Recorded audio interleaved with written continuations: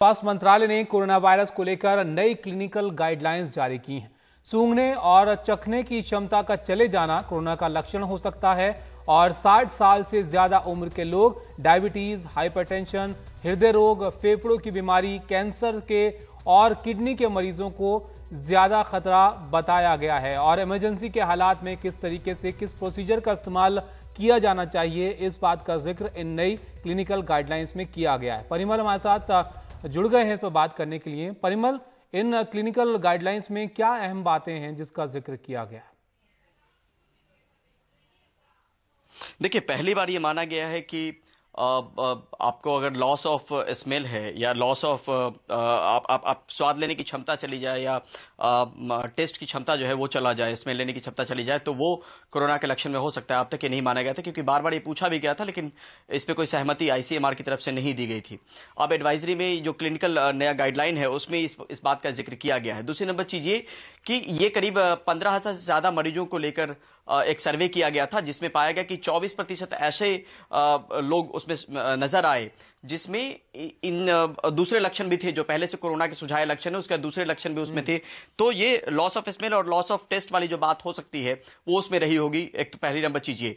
दूसरी नंबर चीज ये कि 2 दिन पहले ये इशारा दिया गया था कि ट्रीटमेंट प्रोटोकॉल में एक बदलाव मुमकिन है। उसी के तहत हमने देखा कि इसमें रेमडेसिविर जो दवाई है उसका जिक्र किया गया है कि वो दिया जा सकता है, जो मॉडरेट पेशेंट होंगे उनको दिया जा सकता है, जिनको जो ऑक्सीजन पे होंगे, जिनको ऑक्सीजन की जरूरत होगी। दूसरी नंबर चीज ये, कॉन्वलेसेंट प्लाज्मा को लेके बहुत लंबे समय से चर्चा का दौर चल रहा था। अब उसको आखिरकार स्वास्थ्य मंत्रालय ने अपनी इस क्लिनिकल गाइडलाइन में जगह दी है, जिसमें कहा है कि जिनको ऑक्सीजन की लगातार जरूरत बढ़ रही हो उनको, और स्टेरॉइड उसमें काम ना कर रहा हो, तो कॉन्वलेसेंट प्लाज्मा दिया जा सकता है। डोजेस वगैरह का जिक्र है वो डॉक्टर के टर्म से वो डॉक्टर समझेंगे।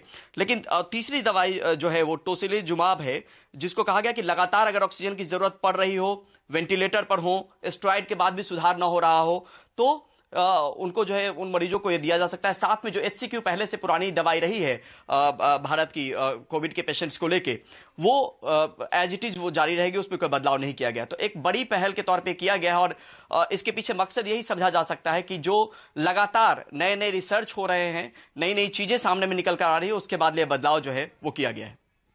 तो बदलाव किए जा रहे हैं जैसे जैसे आगे बढ़ रहा है इलाज, जैसे जैसे इस वायरस को और ज्यादा समझ पा रहे हैं। लेकिन परिमल, इन तमाम जो प्रोसीजर्स हैं जिसका आपने जिक्र किया, इसका इस्तेमाल पहले से नहीं किया जा रहा था क्या, या फिर कुछ अब फर्क है या कुछ और चीजें अब ऐड की गई हैं कि जिनको अब ध्यान में रखकर इन दवाइयों का इस्तेमाल किया जाएगा? नहीं, कुछ कुछ जगहों पे इस्तेमाल किया गया, लेकिन बहुत महंगी दवाइयां हैं और उसको लेके कोई गाइडलाइन एज सच नहीं थी स्वास्थ्य मंत्रालय की तरफ से। तो अब ये गाइडलाइन में इसका जिक्र जो है वो किया गया है। HCQ का ही जिक्र अब तक था और ये जो बाकी चीजें हैं, बाकी दवाइयां जो है, रेमडेसिविर हो गया या फिर टोसिलिजुमाब हो गया, कुछ जगहों पे हमने देखा था कि मुंबई में से भी खबर आई थी कि टोसिलिजुमाब का उपयोग किया गया है और पेशेंट रिकवर कर रहे हैं। तो जब इस संबंध में CSIR से पूछा गया था तो उन्होंने कहा था कि व्यक्तिगत तौर पर उन्होंने हो सकता है कि DCGI से परमिशन ली होगी और उसके बाद ये ट्रायल अंजाम दे रहे हैं। लेकिन अब औपचारिक तौर पर यह मान लिया गया है कि इन दवाइयों से स्थिति सुधर सकती है, तो इनका जिक्र जो है वो किया गया है। और अब जो हेल्थ प्रैक्टिशनर हैं उनके लिए आसान हो जाएगा इन दवाइयों के इस्तेमाल को लेकर। हालांकि काफी महंगी दवाई होती है, रेमडेसिविर की बात करें, टोसिलिजुमाब की बात करें तो ये काफी महंगी दवाई हैं, लेकिन बावजूद इसके औपचारिक तौर पे अगर मान लिया जाए तो फिर आसानी हो जाती है मरीजों पे इस्तेमाल करने को लेकर। तो ये क्लिनिकल गाइडलाइन जो है वो स्वास्थ्य मंत्रालय की तरफ से जारी की गई है।